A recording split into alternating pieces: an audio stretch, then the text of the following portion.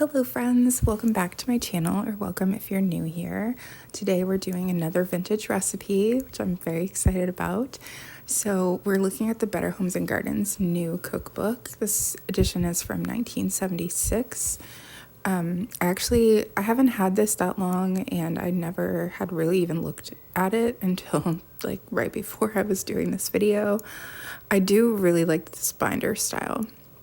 I thought this kitchen was really interesting because you normally see a lot of like avocado and harvest gold, not so much blue for the 70s. So I thought that was different, but I do really love these binder style cookbooks. It's just super convenient, especially if you're like, it's just, it has a bunch of different recipes in just one book. Anyway, we're going to be making something pretty easy, some stuffed pepper cups.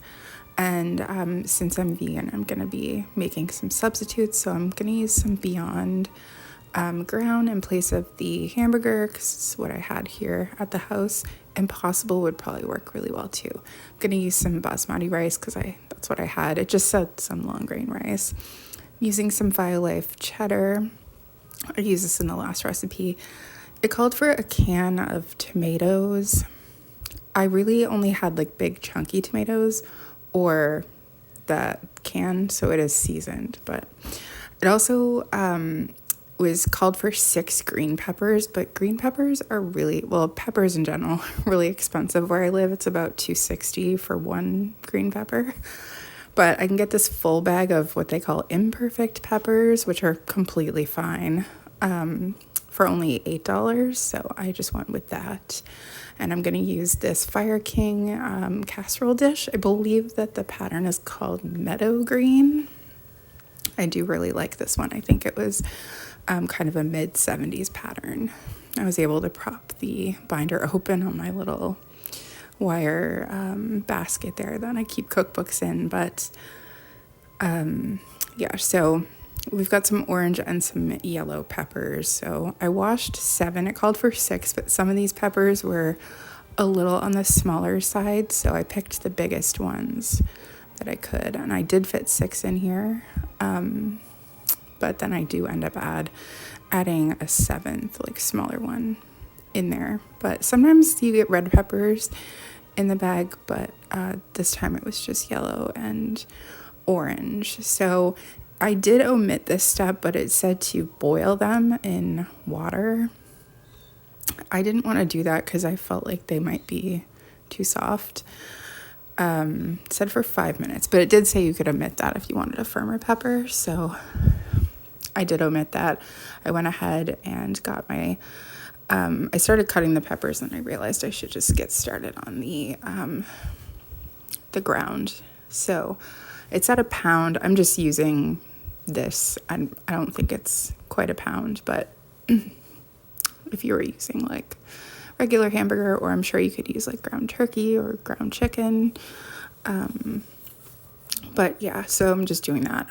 The Beyond is like easier to break up once it starts cooking, I find. So anyway, I got that started, and then I went ahead and finished cutting my peppers, and then now it's a lot easier to break up into smaller pieces. And I didn't bother, it said to salt the inside of your pepper cups, but I did not do that because this Beyond actually has a decent amount of salt in it. So for that reason, I just omitted the salt, because we typically don't add salt to things. So if something does have a lot of salt, it almost doesn't taste good to us because we're used to not having as much salt. But if you were making this with like hamburger or ground turkey or chicken, you wouldn't have that problem of already having salts in the meat. But I did add in a 1/3 cup of diced onion to cook with that. One thing I will say about vintage recipes, I don't know if it's just me because I cook with garlic a lot, like garlic goes in everything I make, but I've noticed that I think all of the vintage recipes I've made like don't call for garlic, so it's very weird for me to be frying this and adding onion and not adding garlic to it. So I was actually thinking while I was making this, about the things that I would do different if I was like making it and not trying to follow a vintage recipe. So I thought maybe I should start making it the vintage way and then like making it the way I would like do it with the changes I would make. I don't know, I might do that with the next recipe I make, but so I went ahead and sliced up all of the like peppers from the top to reuse in something else so it didn't go to waste. But now we're gonna add in the tomato and all that. And like I said, it's called for like a 1 pound can of tomatoes, which like we use the metric system here in Canada. And so like our cans aren't labeled that way. And I was just like, you know what, I'm just going to use this can. I did add the liquid in as well. And I was like, it'll be fine. This is pretty much how I cook all the time. Like I never follow a recipe. I just go by feel. Added in my rice, and I am going to, I'll type out the full recipe and leave it below. And then I added in my water. Now the pan that I was using was quite large, like circumference wise, so I did add in a little bit more water so that my rice would be covered, but if the pan was smaller, I don't think I would have to do that. So, and I did measure out my cup of cheese.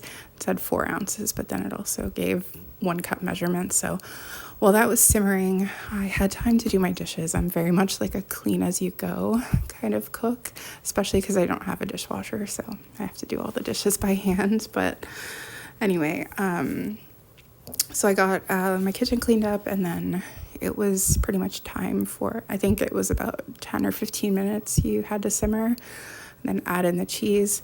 Once that was melted, it was time to fill the cups. This was actually a really, really easy recipe to make. Like it was way faster and easier than I expected it to be. I don't know why. Sometimes it just seems like something's going to take longer, so it deters you from doing it maybe, but this was actually really quick and easy. So once I got my cheese melted, I just decided to use, I didn't want to have to like pick the peppers up because I had got them standing in there so nicely, and they were all kind of standing, like not falling over. So I just used a little spoon and filled everything up. And so my plan was I would see how much I could fill these 6, maybe not medium size peppers. Some of them were pretty small. And then see if I had anything left over, I could squeeze like a 7th one in there. And that's what I ended up doing. I don't think I've ever made stuffed peppers before today, but my mom used to make stuffed peppers with this recipe that we got from the back of like a stuffing box. Like I want to say it was stovetop, but I'm not sure if it was stovetop, like back in the 90s. So it had stuffing inside too, and it was so good.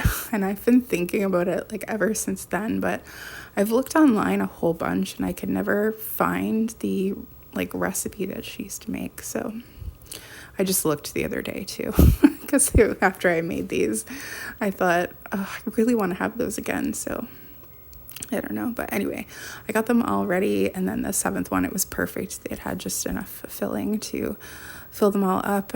If I was making these now, another thing I would do is I'd probably put a little bit of cheese on top of the peppers, but it didn't say to do that. So anyway, so they were ready to go in the oven. You put them in the oven for 20 to 25 minutes. Perfect, come out done. And I actually made these for John, so he had like 2 a night for like 3 days, and he loved them. Actually, he was so excited about it. He's like, these are amazing. So that was pretty cool. But anyway, I've been spending some of my free time looking through my cookbooks and kind of like getting a bunch of ideas for recipes that I might want to make in the future. So I think I might make this more of a regular thing because I've been really enjoying it. So my cat Betty is being very bad right now. So I'm gonna go, and hopefully you enjoyed this video. Thank you so much for watching, and I will see you again soon.